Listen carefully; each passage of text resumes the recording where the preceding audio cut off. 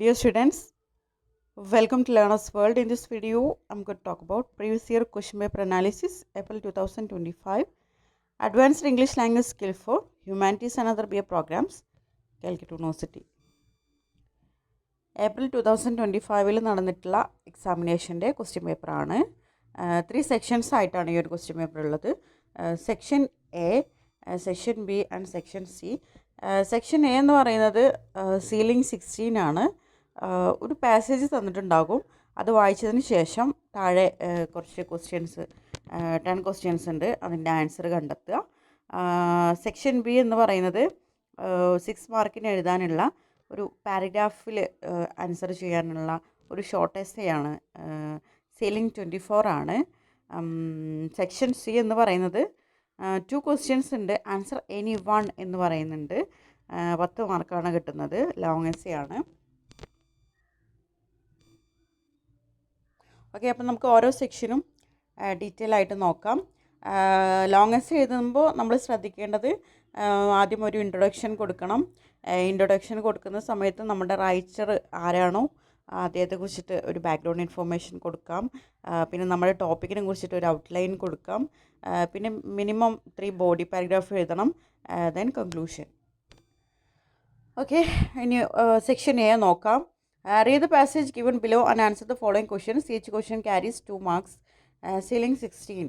അപ്പോൾ ഒരു passage തന്നിട്ടുണ്ടാകും. Passage വായിച്ചതിന് ശേഷം ആദ്യം 1-2 പ്രാവശ്യം വായിക്കുക. അതിനുശേഷം താഴെ കൊടുത്തിട്ടുള്ള ചോദ്യങ്ങൾക്ക് ഉത്തരം എഴുതുക. 2 മാർക്കാണ് ഓരോ ചോദ്യത്തിനും ഉത്തരം എഴുതുമ്പോൾ കിട്ടുന്നത്. സീലിംഗ് 16 ആണ്. പാസേജ് വായിക്കാം. Our schools are the holy temples which raise each child to the world of letters and knowledge. അപ്പോൾ ഞങ്ങളുടെ സ്കൂളുകൾ ഓരോ കുട്ടിയെയും അറിവിൻ്റെയും അക്ഷരങ്ങളുടെയും ലോകത്തിലേക്ക് ഉയർത്തുന്ന ഒരു വിശുദ്ധ ക്ഷേത്രമാണ് school. Teachers are the main factors which help the children to turn their imagination into words. അധ്യാപകരാണ് ഒരു പ്രധാന ഘടകം എന്ന് പറയുന്നത്. അവർ കുട്ടികളെ പ്രോത്സാഹിപ്പിച്ച് അവരുടെ കഴിവുകൾ പുറത്തു കൊണ്ടുവരാൻ സഹായിക്കുന്നുണ്ട്. Teachers help them to bring out their talents by motivating them. Our new education system gives due importance to 110 magazines. It should be regarded as something which allows the young writers to express their mind without any restrictions. അപ്പോൾ കുട്ടികളുടെ കഴിവുകളൊക്കെ പുറത്ത് കൊണ്ടുവരുന്നത് അധ്യാപകരാണ്. അതിന് വലിയൊരു പങ്ക് വഹിക്കുന്നുണ്ട് അധ്യാപകർ. നമ്മുടെ പുതിയ വിദ്യാഭ്യാസ സംവിധാനത്തിൽ കയ്യെഴുത്ത് മാസികൾക്ക് ഒരു പ്രത്യേക പ്രാധാന്യം നൽകിയിട്ടുണ്ട്. അതായത് യുവ എഴുത്തുകാർക്ക് യാതൊരു നിയന്ത്രണങ്ങളും ഇല്ലാതെ അവരുടെ ചിന്തകൾ പ്രകടിപ്പിക്കാൻ ഈ മാഗസീൻസ് സഹായിക്കുന്നുണ്ട്. It should be regarded as something which allows the young writers to express their mind without any restrictions. Thus, the magazine becomes a memory of their school days. It can develop group activities among the students. No doubt, it creates a cooperative mind which develops a sharing and helping mentality among the children. Usually, this is done at the primary stage of education.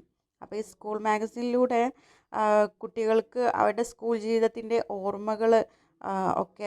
ഓർമ്മകളാക്കി മാറ്റാൻ ഇത് സഹായിക്കുന്നുണ്ട്. ഇത് വിദ്യാർത്ഥികളിൽ group പ്രവർത്തനങ്ങളെ വികസിപ്പിക്കുന്നു. ഒരു സംശയവും ഇല്ലാതെ അവർക്ക് സഹകരണ മനോഭാവത്തോട് കൂടിയിട്ട് പങ്കുവെക്കലും സഹായ മനോഭാവമൊക്കെ ഈ ഒരു മാഗസിൻ ക്രിയേറ്റ് ചെയ്യുന്നതിലൂടെ വളർത്തുന്നുണ്ട്. സാധാരണയായിട്ടിത് പ്രൈമറി വിദ്യാഭ്യാസ ഘട്ടത്തിലാണ് നടത്തുന്നത്. 110 magazines are usually prepared under the supervision of 1 or more teachers. ഈ കയ്യെഴുത്ത് മാസികകൾ സാധാരണയായിട്ട് ഓരോ അധ്യാപകരുടെയോ അല്ലെങ്കിൽ ഒന്നിലധികം അധ്യാപകരുടെയോ ഒക്കെ മേൽനോട്ടത്തിലാണ് ഇത് തയ്യാറാക്കപ്പെടുന്നത്. ഒന്നിലധികം അധ്യാപകരെ വെച്ചിട്ടാണ് മാഗസീൻസ് ഒക്കെ പ്രിപ്പയർ ചെയ്യുന്നത്. Only a teacher can make the innocent scribbles of children more colorful. Usually, a student representative will be in charge of the handwritten magazine. As the name denotes, the handwritten magazine is prepared by hand-written works. So, students with good handwriting will have a lot of work during its preparation. Not only stories and poems, but also comic pieces, pictures, puzzles, riddles, write-up, etc. are included in it. It increases the curious nature of students. Their knowledge will not be limited to textbook alone. For the content of the magazines, they search outside the curriculum. They are motivated in their learning process. അപ്പോൾ ഈ കയ്യെഴുത്ത് മാസികയുടെ preparation ഒന്നിൽ കൂടുതൽ teachers help ചെയ്യും. അതുപോലെ നല്ല കയ്യെഴുത്തുള്ള കുട്ടികളാണ് ഇതിൽ കൂടുതലും ഇതിൽ വർക്ക്സൊക്കെ എഴുതുന്നത് എന്നാണ് പറയുന്നത്. അതായത് കുട്ടികളുടെ ലളിതമായ എഴുത്തുകൾ കൂടുതൽ മനോഹരമാക്കാൻ അധ്യാപകർക്ക് മാത്രമേ കഴിയൂ. സാധാരണയായി ഒരു വിദ്യാർത്ഥി പ്രതിനിധിയാണ് മാസികയുടെ ചുമതല വഹിക്കുന്നത്. കയ്യെഴുത്ത് മാസിക എന്നതുപോലെ ഇത് മുഴുവൻ കയ്യെഴുത്തിലൂടെയാണ് തയ്യാറാക്കുന്നത്. അതിനാൽ നല്ല കയ്യെഴുത്തുള്ള വിദ്യാർത്ഥികൾക്ക് ഇതിൻ്റെ തയ്യാറെടുപ്പിൽ കൂടുതൽ ജോലി ചെയ്യേണ്ടി വരും. ഇതിൽ കൂടുതലായിട്ട് കഥകളും കവിതകളും മാത്രമല്ല ഇതിൽ ഇൻക്ലൂഡ് ചെയ്തിരിക്കുന്നത്. ഇതിൽ കോമിക്കായിട്ടുള്ള കാര്യങ്ങളുണ്ട്, അതായത് കുറച്ച് രസകരമായിട്ടുള്ള കാര്യങ്ങളുണ്ട്, ഭാഗങ്ങളുണ്ട്, ചിത്രങ്ങളുണ്ട്, പസിലുകളുണ്ട്, ചോദ്യോത്തരങ്ങളുണ്ട്, ലേഖനങ്ങളുണ്ട് ഒക്കെ ഇതിൽ ഇൻക്ലൂഡ് ചെയ്യുന്നുണ്ട്. ഇത് വിദ്യാർത്ഥികളുടെ കൗതുക സ്വഭാവം വർദ്ധിപ്പിക്കുന്നു. അവരുടെ അറിവ് പാഠപുസ്തകങ്ങളിൽ മാത്രം ഒതുങ്ങുന്നില്ല. മാസികയുടെ ഉള്ളടക്കത്തിനായി അവർ ഔട്ട്സൈഡ് ദയർ കരിക്കുലത്തിന് പുറമേ ആയിട്ട് അവരുടെ പാഠ്യപദ്ധതിക്ക് പുറത്തുനിന്ന് അവർ വിവരങ്ങൾ ശേഖരിക്കുന്നു. ഇതുവഴി അവർ പഠനത്തിൽ കൂടുതൽ പ്രോത്സാഹിതരാകുകയാണ് ചെയ്യുന്നത്. Our world is subject to tremendous change day after day. There is immense development in the field of literature and technology, so it is necessary to motivate the young generation in such areas. അതായത് നമ്മുടെ ലോകം ദിവസേന വലിയ മാറ്റങ്ങൾക്ക് വിധേയമാകുന്നുണ്ട്. സാഹിത്യത്തിലും സാങ്കേതിക വിദ്യയിലും ഒക്കെ വൻ പുരോഗതി സംഭവിച്ചു കൊണ്ടിരിക്കുന്നു. അതുകൊണ്ട് തന്നെ യുവതലമുറയെ ഈ മേഖലകളിൽ പ്രോത്സാഹിപ്പിക്കുന്നത് അനിവാര്യമാണ്. The magazines that we prepare in our schools have a major role for motivating the students in the field of literature. Handwritten magazines enable the students to create a loving world of letters. Hidden talents of students are brought to light with the help of handwritten magazines. The students are engaged from the beginning till its end. From naming till its first presentation, this enables the students to create a confidence that will be helpful to them in their future days. അപ്പോൾ ഈ സാഹിത്യത്തിലും സാങ്കേതിക വിദ്യയിലൊക്കെ ഇത്രയും മാറ്റങ്ങൾ വരുന്ന സമയത്ത് നമ്മുടെ യുവതലമുറയെ പ്രോത്സാഹിപ്പിക്കേണ്ടതായിട്ട് വരുന്നുണ്ട്.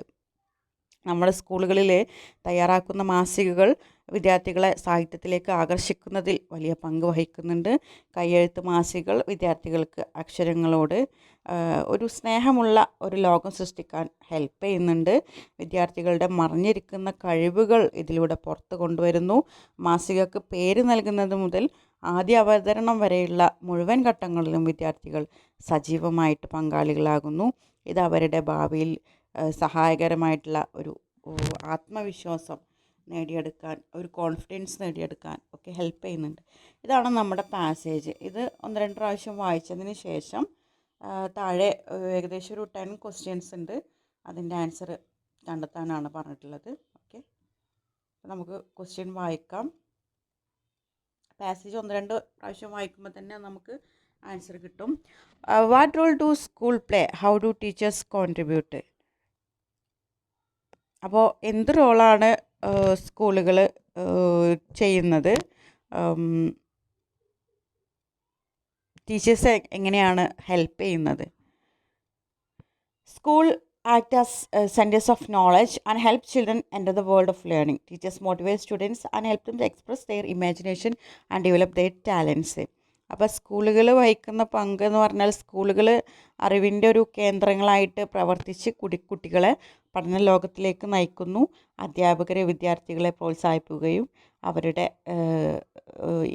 ടാലൻസ് പ്രകടിപ്പിക്കാനും വികസിപ്പിക്കാനൊക്കെ ഹെൽപ്പ് ചെയ്യുന്നു. Why are handwritten magazines important? How do they foster group activities? എന്തുകൊണ്ടാണ് കയ്യെഴുത്ത് മാസികകൾക്ക് ഇത്ര പ്രാധാന്യം? അവ ഗ്രൂപ്പ് പ്രവർത്തനങ്ങളെ എങ്ങനെയാണ് വളർത്തുന്നത്? They allow students to express ideas freely and become memories of school life.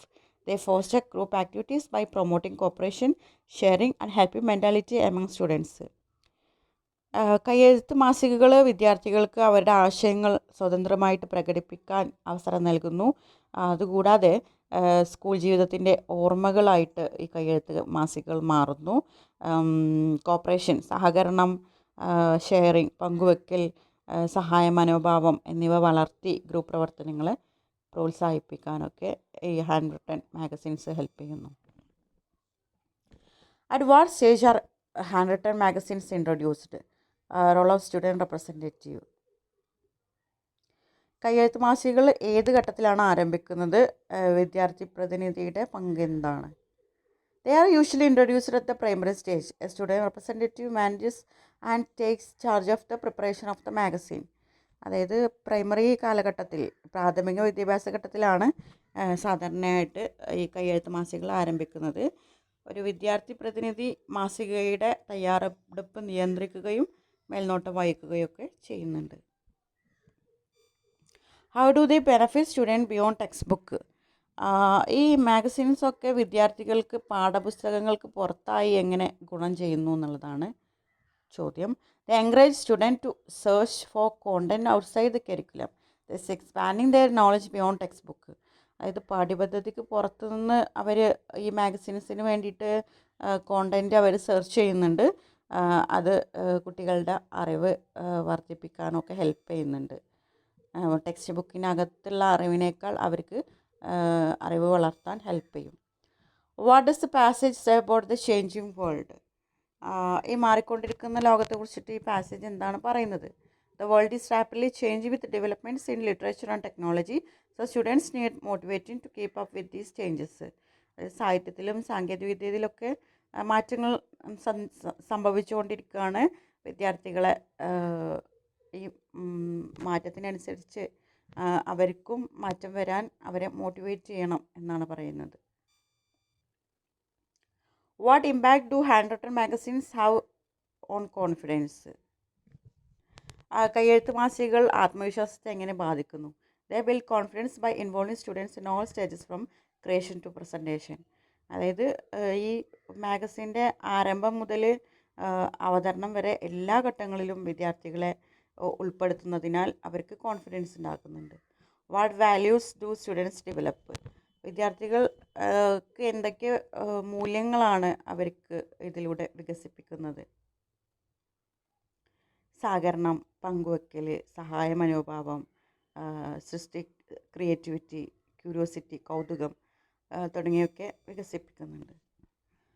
Y is teacher supervision necessary? അധ്യാപക മേൽനോട്ടം എന്തുകൊണ്ട് ആവശ്യമാണ്?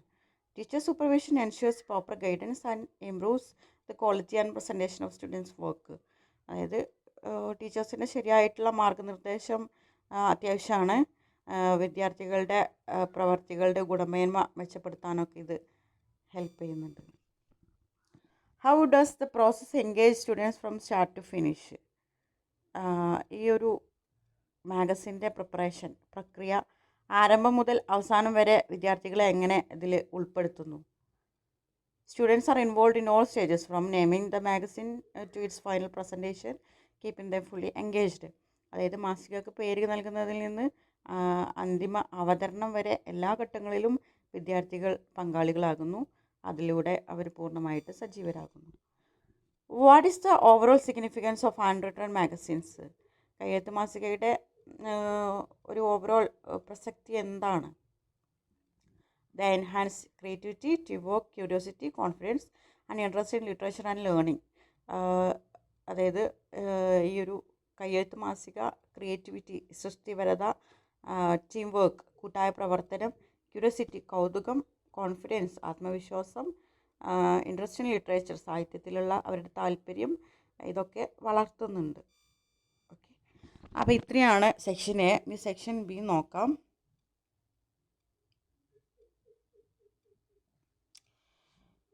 All questions can be answered. Each question carry 6 marks, ceiling 24. അപ്പോൾ ടോട്ടൽ 5 ക്വസ്റ്റ്യൻസ് ഉണ്ട്. എല്ലാ ക്വസ്റ്റ്യനും ആൻസർ ചെയ്യണം. ഒരു ക്വസ്റ്റ്യൻ 6 മാർക്കാണ് കിട്ടുന്നത്. സീലിംഗ് 24 ആണ്. ഏകദേശം ഒരു 100 വേർഡ്സിനൊക്കെ ആൻസർ ചെയ്യണം കേട്ടോ. 6 മാർക്ക് ഉണ്ടല്ലോ ഒരു ക്വസ്റ്റ്യന്. അപ്പോൾ ആദ്യത്തെ ക്വസ്റ്റ്യൻ വന്നിട്ടുള്ളത് discuss how the poem still I rise address the historical struggles of marginalised people. ഇത് എടുത്തിരിക്കുന്നത് still I rise by Maya Angelou. ഈ ഒരു കവിതയിൽ നിന്നുള്ള ഒരു ചോദ്യമാണ്. ഈ ഒരു കവിതയിൽ എങ്ങനെയാണ് കവി ഹിസ്റ്റോറിക്കൽ സ്ട്രഗിൾസ് അന്ന് മാർജിനലൈസ്ഡ് പീപ്പിൾ അനുഭവിച്ചിരുന്ന ഹിസ്റ്റോറിക്കൽ സ്ട്രഗിൾസ്, ചരിത്രപരമായിട്ടുള്ള ബുദ്ധിമുട്ടുകളൊക്കെ എങ്ങനെയാണ് ഇതിൽ അഡ്രസ്സ് ചെയ്തിരിക്കുന്നത്.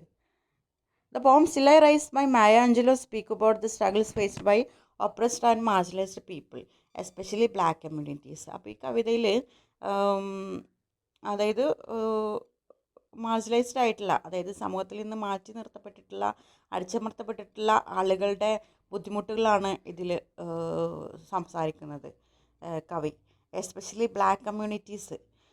It reflects A history of slavery, discrimination and injustice. അതായത് ഈ കവിതയിൽ ഒരു അടിമത്തത്തിൻ്റെ ചരിത്രം, അതുപോലെ വിവേചനത്തിൻ്റെ ചരിത്രം, അനീതിയുടെ ചരിത്രം, ഇതൊക്കെ വിവരിക്കുന്നുണ്ട്. The poet shows how society try to suppress and humiliate them through lies, ഹേറ്റഡ് ആൻഡ് ഒപ്രഷൻ. അപ്പോൾ ഇതിൽ കവി പറയുന്നുണ്ട് എങ്ങനെയാണ് സമൂഹം ഈ ആളുകളെ അടിച്ചമർത്തിയിരുന്നത്, അല്ലെങ്കിൽ അവരെ വേദനിപ്പിച്ചിരുന്നത്, വെറുപ്പിലൂടെയും അടിച്ചമർത്തലിലൂടെയൊക്കെ എങ്ങനെയാണ് അവരെ ബുദ്ധിമുട്ടിച്ചിരുന്നത്. Despite this, the speaker confidently declares that she will rise again and again.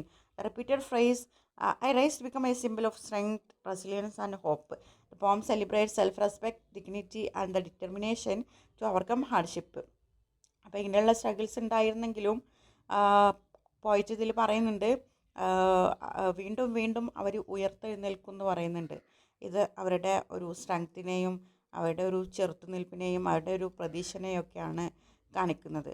അതോടൊപ്പം തന്നെ ഈ കവിത self respect, dignity, self determination to overcome hardship, അതായത് ബുദ്ധിമുട്ടുകളിൽ നിന്ന് ഉയർത്തെഴുന്നേൽക്കുന്നത് എങ്ങനെയാണ്, അതിനൊക്കെയാണ് അത് എക്സ്പ്ലോർ ചെയ്യുന്നത്. This poem is not just personal but represent the collective voice of marginalised people who refuse to defeat and continue to rise above oppression. അപ്പോൾ ഈ ഒരു കവിത എന്ന് പറയുന്നത് ഒരു പേഴ്സണലായിട്ടുള്ള ഒരു വ്യക്തിപരമായിട്ടുള്ള ഒരു കവിതയല്ല, പക്ഷേ ഒരു കളക്റ്റീവ് വോയിസ്, അതായത് ഒരുപാട് ഒരു കൂട്ടം മാർജിനലൈസ്ഡ് ആളുകൾക്ക് വേണ്ടിയിട്ട്, അതായത് എസ്പെഷ്യലി ബ്ലാക്ക് കമ്മ്യൂണിറ്റീസിന് വേണ്ടിയിട്ട് എഴുതിയിട്ടുള്ള ഒരു കവിതയാണ്. അതായത് ഇത്രയും ഹാർഡ്ഷിപ്പ് നേരിട്ടിട്ടും അവരതിൽ നിന്നെല്ലാം എഴുന്നേൽപ്പിനെ കുറിച്ചിട്ട് പറയുന്ന ഒരു കവിതയാണിത്. അടുത്ത ചോദ്യം, analyse how Cheverno uses humor, irony and personal anecdotes to critique societal issues like apartheid, inequality and abuse. അപ്പോൾ അനലൈസ് ചെയ്യാനാണ് പറഞ്ഞിട്ടുള്ളത്. ഈ ഒരു ചോദ്യം എടുത്തിട്ടുള്ളത് born a crime by Trevor Noah ഇതിൽ നിന്നാണ്. അതായത് എങ്ങനെയാണ് Trevor Noah humour, irony, personal അനക്ഡോട്ടൊക്കെ ഉപയോഗിച്ചിട്ടുള്ളത് ഈ ഒരു കവിതയിൽ. അതായത് സൊസൈറ്റിയിൽ ഇഷ്യൂസ് ആയിട്ടുള്ള, സമൂഹത്തിലെ പ്രശ്നങ്ങളായിട്ടുള്ള അപ്പാർത്തൈഡ്, ഇൻഇക്വാലിറ്റി, അബ്യൂസ്, ഇതിനൊക്കെതിരെ ക്രിട്ടിസൈസ് ചെയ്യാൻ വേണ്ടി, വിമർശിക്കാൻ വേണ്ടിയിട്ട് എങ്ങനെയാണ് ഹ്യൂമർ, ഐറണി ഉപയോഗിച്ചിട്ടുള്ളത്. In born a crime, Cheverno uses personal anecdotes to show how stupid the apartheid laws were. For example, he tells stories about being a missed child who had to be hidden because his very birth was a crime. This is a perfect example of irony, a law that tries to separate people but cannot stop a child from being born. By making the reader laugh at the absurdity of these laws, he makes it easier to talk about heavy topics like poverty and abuse, using humor as a weapon against a cruel and illogical system. അടുത്ത ചോദ്യം, the true story of 3 little pigs by John Scieszka. ഈ ഒരു വർക്കിൽ നിന്നുള്ള ചോദ്യമാണ്. Create an alternative ending to the story, the true story of the 3 little pigs. അതായത് ഒരു alternative ending create ചെയ്യാനാണ് പറഞ്ഞിട്ടുള്ളത് ഈ ഒരു the true story of the 3 little pigs. അതിനെക്കുറിച്ചിട്ട് ഒരു ഓൾട്ടർനേറ്റീവ് എൻഡിങ് എഴുതാനാണ് പറഞ്ഞിട്ടുള്ളത്. വേറെ രീതിയിലുള്ള ഒരു പര്യവസാനം, ഈ കഥനെ എങ്ങനെ വേറെ രീതിയിൽ പര്യവസാനം ചെയ്യാം. In an alternative ending, the wolf finally gets to explain that only wanted a cup of sugar for his grandmother's birthday cake. The third pig, seeing the wolf as a terrible call, realizes it was all a big misunderstanding. Instead of being scared, the pig invites the wolf inside, gives him medicine, and they bake the cake together in the brick house. This ending changes the story from a battle of good versus evil into a lesson about communication and how the media can sometimes create villains out of simple accidents. അടുത്ത ചോദ്യം, design a school curriculum based on the climate book to educate students about the climate crisis. അതായത് നിങ്ങളോടൊരു school curriculum design ചെയ്യാനാണ് പറഞ്ഞിട്ടുള്ളത്. The climate book എന്നുള്ള ടോപ്പിക്കിനെ അടിസ്ഥാനമാക്കിയിട്ട് കുട്ടികൾക്ക് climate ക്രൈസിസിനെ കുറിച്ചിട്ട് ഒരു ബോധവാന്മാരാവാൻ വേണ്ടിയിട്ട് ഒരു ക്ലൈമറ്റ് ബുക്ക് എന്ന് പറഞ്ഞിട്ടുള്ള ഒരു കരിക്കുലം ഡിസൈൻ ചെയ്യാനാണ് പറഞ്ഞിട്ടുള്ളത്. A curriculum based on Greta Thunberg's The Climate Book would focus on climate agency. It would teach science, how the earth is heating, history, how humans caused it, and ethics, why we must protect the poor who suffer most. Instead of just learning facts, students would work on practical projects like auditing the school's energy waste or planting local trees. The goal is to move students from climate anxiety to climate action, teaching them that they have the power to change the future through informed choices. അപ്പോൾ ഒരു curriculum design ചെയ്തിരിക്കുകയാണ്. ഇത് തെൻബർഗിൻ്റെ the climate book അതിനടിസ്ഥാനമാക്കിയിട്ടാണ് ഇത് ചെയ്തിട്ടുള്ളത്. Science ഇതിൽ teach ചെയ്യണം. അതിന് വേണ്ടിയിട്ട് എങ്ങനെയാണ് എർത്ത് ഹീറ്റ് ചെയ്യുന്നതെന്ന് കാണിക്കാം. ഹിസ്റ്ററി ടീച്ച് ചെയ്യാൻ വേണ്ടിയിട്ട് ഹൗ ഹ്യൂമൻസ് കോസ്റ്റ് ഇറ്റ്, എങ്ങനെയാണ് മനുഷ്യർ ഇതിന് കാരണമാക്കുന്നത്. എത്തിക്സ് പഠിപ്പിക്കാൻ വേണ്ടിയിട്ട് why we must protect the poor who suffer most, എന്തുകൊണ്ടാണ് നമ്മൾ ഒരുപാട് സ്ട്രഗിൾ ചെയ്യുന്ന ആളുകളെ എന്തുകൊണ്ട് നമ്മൾ പ്രൊട്ടക്റ്റ് ചെയ്യണം എന്ന് പഠിപ്പിക്കുന്നുണ്ട്. അതുപോലെ ജസ്റ്റ് ഫാക്ട്സ് ലേൺ ചെയ്യുന്നതിന് പകരമായിട്ട് പ്രാക്ടിക്കൽ പ്രൊജക്ട്സ് ലേൺ ചെയ്യാം.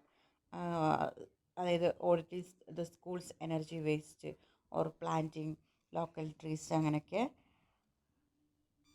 Next question number 15. Examine how effectively does Janet Winters address the theme of loneliness in the spare room, illustrated with specific examples. അതായത് എങ്ങനെയാണ് ജനറ്റ് വിൻറ്റേഴ്സൺ തീം ഓഫ് ലോൺലിനെസ് ഈ ഒരു spare room എന്ന് പറഞ്ഞിട്ടുള്ള ഈ ഒരു വർക്കിൽ അഡ്രസ്സ് ചെയ്തിരിക്കുന്നത്, അതിനെക്കുറിച്ചിട്ട് എക്സാമിൻ ചെയ്യാനാണ് പറഞ്ഞിട്ടുള്ളത് ഒരു എക്സാമ്പിളിലൂടെ. Jeanette Winters effectively explores loneliness by using the spare room as a central symbol of isolation. In the story, loneliness is not just an emotion but a physical space, a cold, quiet room where the protagonist feels like a temporary guest rather than a resident. This highlights the feeling of being an outsider in one's own life. Even when surrounded by others, she experiences a deep mental loneliness because she cannot share her true self or her past traumas.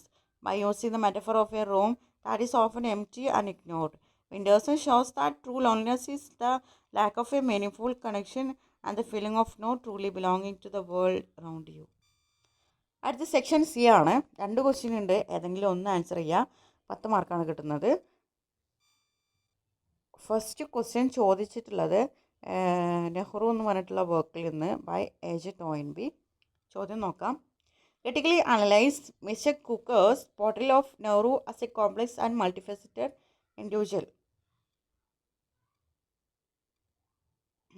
Mister Crocker നെഹ്റുവിനെ സങ്കീർണവും അതുപോലെ മൾട്ടിഫെസറ്റഡ് ആയിട്ടുള്ള ഒരു വ്യക്തിയായിട്ട്, ഒരു പല മുഖങ്ങളുള്ള ഒരു വ്യക്തിയായിട്ടാണ് അവതരിപ്പിച്ചിരിക്കുന്നത്. അതിനെ ക്രിട്ടിക്കലി അനലൈസ് ചെയ്യാനാണ് പറഞ്ഞിട്ടുള്ളത്. Mr. Crocker presents Jawaharlal Nehru as a complex and multifaceted personality. He does not describe Nehru only a political leader but as a person with many qualities, thoughts and emotions. അപ്പോൾ അതേ mister Croker Jawaharlal നെഹ്റുവിനെ ഒരു സങ്കീർണവും ഒരു മൾട്ടിഫെസറ്റഡ് പല മുഖങ്ങളുള്ള ഒരു വ്യക്തിയായിട്ടാണ് അവതരിപ്പിക്കുന്നത്. അതേ നെഹ്റുവിനെ ഒരു രാഷ്ട്രീയ നേതാവായി മാത്രമല്ല നിരവധി ഗുണങ്ങളും ചിന്തകളും വികാരങ്ങളും ഒക്കെയുള്ള വ്യക്തിയായിട്ടാണ് ചിത്രീകരിക്കുന്നത്. Nehru was both an intellectual and a man of action. He loved reading, writing history and philosophy and even wrote books during his time in prison. At the same time, he actively participated in India's freedom struggle. His leadership was guided by deep thinking and knowledge. Nehru ഒരേ സമയം ഒരു ഇൻ്റലക്ച്വലാണ്, അതുപോലെ ഒരു പ്രവർത്തനക്ഷമമായിട്ടുള്ള ഒരു നേതാവായിരുന്നു. അദ്ദേഹം വായന, എഴുത്ത്, ചരിത്രം, തത്വചിന്ത എന്നിവയെ ഏറെ ഇഷ്ടപ്പെട്ടിരുന്നു. ജയിലിലായിരുന്ന സമയത്ത് പോലും പുസ്തകങ്ങൾ എഴുതി. അതേസമയം ഇന്ത്യയുടെ സ്വാതന്ത്ര്യ സമരത്തിൽ അദ്ദേഹം സജീവമായിട്ട് പങ്കെടുത്തു. അദ്ദേഹത്തിൻ്റെ നേതൃത്വം ആഴത്തിലുള്ള ചിന്തയും അറിവും അടിസ്ഥാനമാക്കിയായിരുന്നു.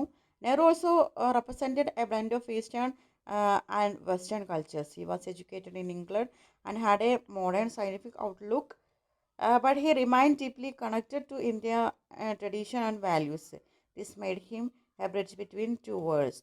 It sometimes created inner conflicts. Nehru കിഴക്കൻ പാശ്ചാത്യ സംസ്കാരങ്ങളുടെ സംയോജനമായിരുന്നു. അദ്ദേഹം ഇംഗ്ലണ്ടിൽ പഠിച്ചതിനാൽ ആധുനികവും ശാസ്ത്രീയവുമായ ദൃഷ്ടി അദ്ദേഹത്തിനുണ്ടായിരുന്നു. എന്നാൽ അദ്ദേഹം ഇന്ത്യൻ സംസ്കാരത്തോടും മൂല്യങ്ങളോടും ആഴത്തിൽ ബന്ധപ്പെട്ട് നിന്നു. ഇത് അദ്ദേഹത്തെ രണ്ടു ലോകങ്ങൾ തമ്മിലുള്ള ഒരു പാലമായി മാറ്റി. എങ്കിലും ചിലപ്പോൾ അദ്ദേഹത്തിനുള്ള ഉള്ളിൽ അദ്ദേഹം സംഘർഷങ്ങൾ അനുഭവിച്ചിരുന്നു. Mr. Crocker also highlights Nehru's human side. He had a quick temper and could be impatient. But he was also dedicated, energetic, and deeply cared for his people. This realistic portrayal makes him more human rather than a perfect hero. Mister Croker നെഹ്റുവിൻ്റെ മാനുഷിക വശവും കാണിക്കുന്നുണ്ട്. അദ്ദേഹത്തിന് വേഗത്തിൽ ദേഷ്യം വരികയും ചിലപ്പോൾ അശാന്തനാകുകയൊക്കെ ചെയ്തിരുന്നു. എന്നാൽ അദ്ദേഹം സമർപ്പിതനും ഊർജ്ജസ്വലനുമായിട്ടാണ് ജനങ്ങളോട് അദ്ദേഹം പെരുമാറിയിരുന്നത്. അതുപോലെ ജനങ്ങളോട് ആഴത്തിലുള്ള സ്നേഹമുള്ള ഒരാളായിരുന്നു. ഈ യാഥാർത്ഥ്യപരമായിട്ടുള്ള അവതരണം അദ്ദേഹത്തെ ഒരു പരിപൂർണ നായകൻ എന്നതിലുപരി ഒരു മനുഷ്യനായിട്ട് കാണിക്കുന്നുണ്ട്. Nehru was a visionary leader who believed in democracy, unity and scientific progress. He wanted to build a modern and strong nation. Nehru ഒരു വിഷണറി ലീഡറാണ്, ഒരു ദൂരദർശി ആയിട്ടുള്ള നേതാവായിരുന്നു. ജനാധിപത്യം, ഐക്യം, ശാസ്ത്രീയ പുരോഗതി എന്നിവയിൽ അദ്ദേഹം വിശ്വസിച്ചു. ശക്തവും ആധുനികവുമായിട്ടുള്ള ഒരു രാഷ്ട്രം നിർമ്മിക്കുകയാണ് അദ്ദേഹത്തിൻ്റെ ലക്ഷ്യം. In conclusion, mister Croker portrays Nehru as a balanced personality with both strength and weaknesses. His combination of intellect, emotion and leadership makes him a truly complex and multifaceted individual. അവസാനമായിട്ട് ഇതൊരു കൺക്ലൂഡ് ചെയ്യുകയാണെങ്കിൽ, mister Crocker നെഹ്റുവിനെ ശക്തികളും ദൗർബല്യങ്ങളും ഒരുപോലെ ഉള്ളൊരു സമതുലിത വ്യക്തിയായിട്ട് അവതരിപ്പിക്കുന്നു. ബുദ്ധിയും വികാരവും നേതൃത്വവും ഒരുമിച്ച് ചേർന്നത് അദ്ദേഹത്തെ യഥാർത്ഥത്തിൽ സങ്കീർണവും ഒരു മൾട്ടിഫെസറ്റഡ് ആയിട്ടുള്ള വ്യക്തിയാക്കി മാറ്റിയിട്ടുണ്ട്. അടുത്ത ചോദ്യം എടുത്തിരിക്കുന്നത്, protest in the age of social media, how was the march for our lives movement shaped by social media? ചോദ്യം, assess the advantage and limitations of protest organised through social media. Social മീഡിയയിലൂടെ സംഘടിപ്പിക്കുന്ന പ്രതിഷേധങ്ങളുടെ ഗുണങ്ങളും പോരായ്മകളും വിലയിരുത്താനാണ് പറഞ്ഞിട്ടുള്ളത്. Social media platforms like Twitter, Instagram and Facebook have changed the way people organize protest. They have made it easier and faster for people to express their opinions and take part in social movements. അപ്പോൾ Twitter, Instagram, Facebook പോലുള്ള social media പ്ലാറ്റ്ഫോമുകളിൽ ആളുകൾ പ്രതിഷേധങ്ങൾ സംഘടിപ്പിക്കുന്ന രീതിയെ മാറ്റിമറിച്ചിട്ടുണ്ട്. ഇവ ആളുകൾക്ക് അവരുടെ അഭിപ്രായങ്ങൾ പ്രകടിപ്പിക്കാനും സാമൂഹിക പ്രസ്ഥാനങ്ങളിൽ പങ്കെടുക്കാനും കൂടുതൽ എളുപ്പവും വേഗവും ഒക്കെ ആക്കി മാറ്റിയിരിക്കുന്നു. One major advantage of social media protest is rapid mobilization. Information can spread quickly and large numbers of people can be informed and organized within short time.